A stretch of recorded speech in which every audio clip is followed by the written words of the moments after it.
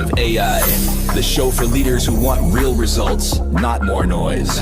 Join Emanuel Rose as he helps business builders turn AI from a confusing add-on into a practical advantage with clearer messaging, stronger trust, and smarter systems. If you felt a shift happening in real time, you're not imagining it. In the agentic pivot, Emanuel calls it the move from experimenting with AI to building with it, so it supports your team, your brand, and your growth. Let's get into it.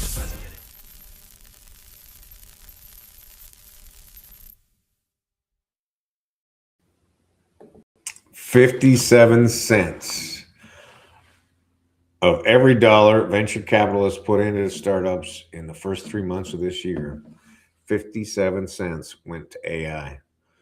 More money poured into startups in one quarter than the market has ever seen. So here's the part that nobody wants to say out loud. Most of the founders chasing that money are still going to lose. Not because the idea was bad, because they built a feature and called it a company. This week, we fixed that. Wow. Years and years ago, 15 years ago, we started a company that was building an app, and we put in about $250,000 over a couple of years, and we just kept paying the developers, and it was just bill after bill after bill. We had a group of people, and there was the classic infighting around what to do next, and then eventually it fizzled because the vision got lost, and there was no more money to put into it without that kind of leadership. And it's what 2 years and $250,000 can be accomplished now in a matter of weeks, and really just with one person and a Claude Code account. Welcome back to Marketing in the Age of AI. I'm Emanuel Rose, and this is a special topic episode. And today the topic is AI for startups, how founders are using these tools to start companies with less money, fewer people, and faster revenue than at any point in modern history and in my career. And here is why it matters right now. AI took more than half of all venture money last quarter. The team you needed 2 years ago, you don't need anymore. And the company that used to take a year to build, somebody just built it alone in months and then sold it on acquire.com. Here's where we're going today. 1, the news, including a playbook the model makers themselves just handed founders. 2, my hot take on why most AI startups are about to die. And 3, the companies winning and the ones that are about to get erased. 4, the money, the proof, a tool I tested, and a workflow that you can run this week. Let's get to work. Topic, news, and developments. Start with the money because it sets the table. Crunchbase reported that the first quarter of this year shattered venture funding records, with global startup investment pushing past $300 billion in a single quarter. A separate Q1 report put a sharper number on it. AI took 57% of all venture capital deployed. More than half of all startup money on Earth went to one category. That is not a trend anymore. That is a whole table. Second story. This one is a tell. In May, Anthropic, the company behind Claude, published something called the Founder's Playbook. It's a guide to building an AI native startup, and it remaps the whole arc of a company across 4 stages. Idea, build the first vision, launch, scale. Its core argument is bold. AI has removed the 3 things that used to gate every stage of a startup: capital, headcount, and technical skill. Here's the operator read. When the company selling you the model tells you that you need less money and fewer people, the advice is useful and self-serving at the same time. Take the map, question the map maker. Third look, Third story, look at Y Combinator's newest batch. Analysis of those 199 companies found that roughly 60% of them are building AI, up from about 40% in 24.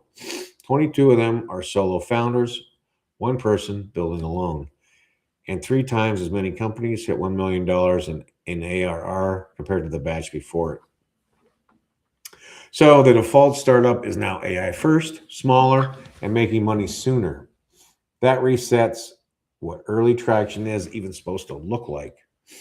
Fourth story, and this is the number one that I want you to carry around. AI native startups are reportedly generating about $3.5 million in revenue per employee. Wow, that's roughly 6 times a normal software company, with teams about 40% smaller. Old school SaaS treats 2 to 300,000 per employee as strong, and that's the case in business in general. So there's a real lever there. Headcount is not the scoreboard anymore. Revenue per person is. Think about that, because it changes how you run your own shop. For 30 years, the move when you got busy was simple: hire, more work, more people. That reflex is now a liability. The founders pulling ahead are asking a different question, not who do I hire, but what can one person plus the right tools actually carry? Answer that honestly, and you spend less and move faster.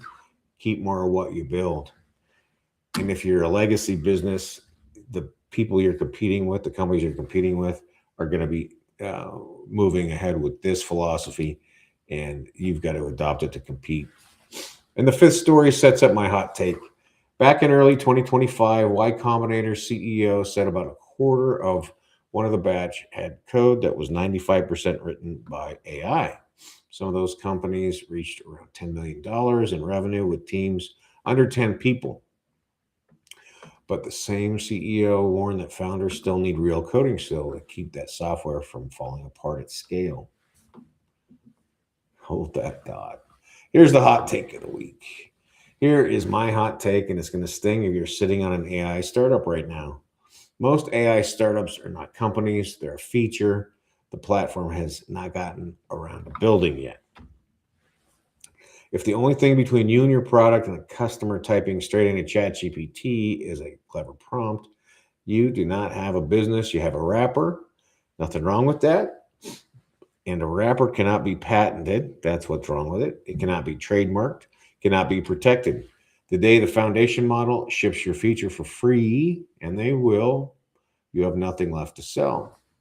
So let's kill the fantasy that's everywhere on LinkedIn this year.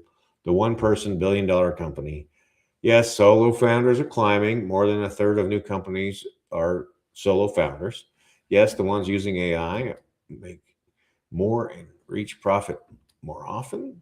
I believe all of that, but speed is not a moat. AI makes all of us faster. It does not help you be defensible, and speed without a moat just helps you fail sooner with a bigger audience watching. I've watched this movie before. Every platform runs the same way. A wave of thin tools rides the hype up, and then the tide goes out on most of them. The one still standing had something the platform could not copy.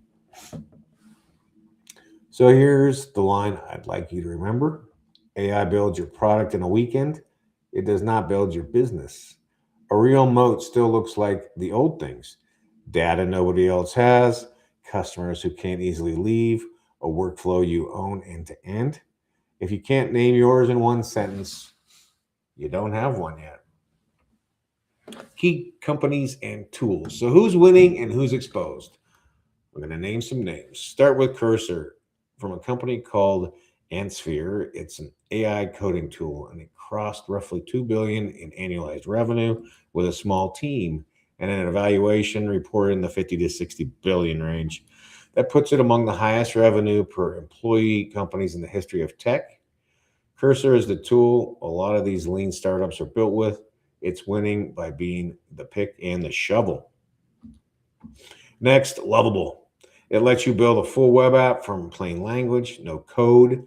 It reached about $500 million in ARR, more than 8 million users, and a valuation around 6.6 billion. and it landed on Time's most influential companies list this year. More than 100,000 new projects get created on it every single day. I've built some things on it, and we'll get into that. Then there's Midjourney. I love this one. Bootstrapped, zero outside funding, a tiny team, and revenue per employee near the top of the entire field. No investors to answer to, no board, no raise, just a profitable company that builds what it wants. Now, the exposed part. Underneath all of these sit Anthropic and OpenAI. Those two earn more revenue per employee than any company in the Forbes Global 2000, roughly 14 million and $6.5 million per person. They are the foundation that everybody builds on. And that is exactly the risk. When the platform you build on can ship your feature natively tomorrow, your thin little wrapper is the thing that gets erased. So the pattern is simple. Own the tool like Cursor, own a real product and a brand like Lovable, or own your own independence like Midjourney. What you cannot do is sit on top of someone else's model with nothing but a prompt and hope they never look down. Let's follow the money because it confirms the story. First, Ramp. On June 4th, Ramp raised $750 million at a $44 billion valuation. The round was co-led by Iconic Capital, Singapore's GIC, and the Ontario Teachers Pension Plan, with Goldman Sachs, Morgan Stanley, and Founders Fund in on it. Ramp does spend management and financial operations, and its valuation has nearly tripled in a year on the back of an AI story around controlling spend and catching fraud. Here's the signal. The money is rewarding the company that helps other companies control their AI spending. Think about that. The next budget headache is already the AI bill. Investors are betting on whoever cleans it up. Second, AlphaSense. One day earlier, on June 3rd, AlphaSense raised $350 million at a $7.5 billion valuation, led by Accenture and JP Morgan. They do AI market intelligence, real research work sold to big enterprises. And they have crossed $650 million in annual recurring revenue, up from $500 million last October. The signal there is the opposite of the wrapper. Vertical AI that does actual work for customers who pay real money and don't churn. Those get funded at a premium. And zoom out to the macro. AI took 57% of all venture money last quarter. The platforms are pushing down market too. Anthropic's playbook and its small business product came right after it closed a $30 billion round in February at a $380 billion valuation. So here's the money lesson. The capital is concentrating hard. Few names are swallowing the giant rounds. If you're a founder, you are not really competing against other startups for that money. You're competing against proof. By the time you ask, you need paying customers and a reason you can't be copied in one weekend. Let me give you proof this actually works. Case one, Remote, the payroll and global employment company. They said they grew revenue per employee about 50% without adding a single new head. After putting AI into every level of the company, I want you to hear how they framed it. Not layoffs, output per person going up. The same team doing more, worth more. That's the version of the story that I want you chasing. Case two, and I'll flag the date honestly. This is one from June of last year, not this week, but it's the cleanest proof on the board. A founder named Mar Shlomo built an AI app builder called Base 44. By himself, as the only founder, he grew it to somewhere around 200,000 users in a matter of months, about $3.5 million in revs, and Wix bought it for roughly $80 million. That's about 22 times revenue with earnouts on top. One person plus AI, an acquirable software company inside a year. That is the leaner team thesis proven. Case three is Midjourney again, and I bring it back here on purpose. Bootstrapped, no outside money, a tiny team, and revenue per employee nearly the top of all AI. You do not have to raise, you can just build a profitable thing and keep it. Notice the thread through all three. Remote did it inside a big company by lifting output per person. Base 44 did it as one human with a tool. Midjourney did it with no investors at all. Different sizes, same lesson. The win is not the AI. The win is what a smaller, sharper team does with it. Tools I use this week. Well, I've been using Lovable on and off for a while, and it claims to build a full web app or an internal tool from plain language prompts with no code. It's free to start. Pro runs about $25 a month. It reports more than 80 million users and over 100,000 new projects every day. Well, the project that I want to talk about today is your perfect gift list. And I built this one last December, I think, and it helps people. It's like a gift registry, and so you can go in and say what you like to do, and then ask you some psychographic questions, and then and ask you what the event is and what types of presents you want, and then produces a list for you that you can email to other people. And so it was a quick build. It was easy to work with, and um, it is easy and fast. And you can see that it had its own domain. The whole thing took me about 3 hours to put together. So it is possible to use a tool like this to build something that's valuable, and from start to finish. So I encourage you, if you haven't checked out Lovable, take a look at it. Before we close, here's a workflow you can run this week. It's how to validate a startup idea before you build it, the 2026 way. And the whole point is this: AI lets you test demand before you write one line of product.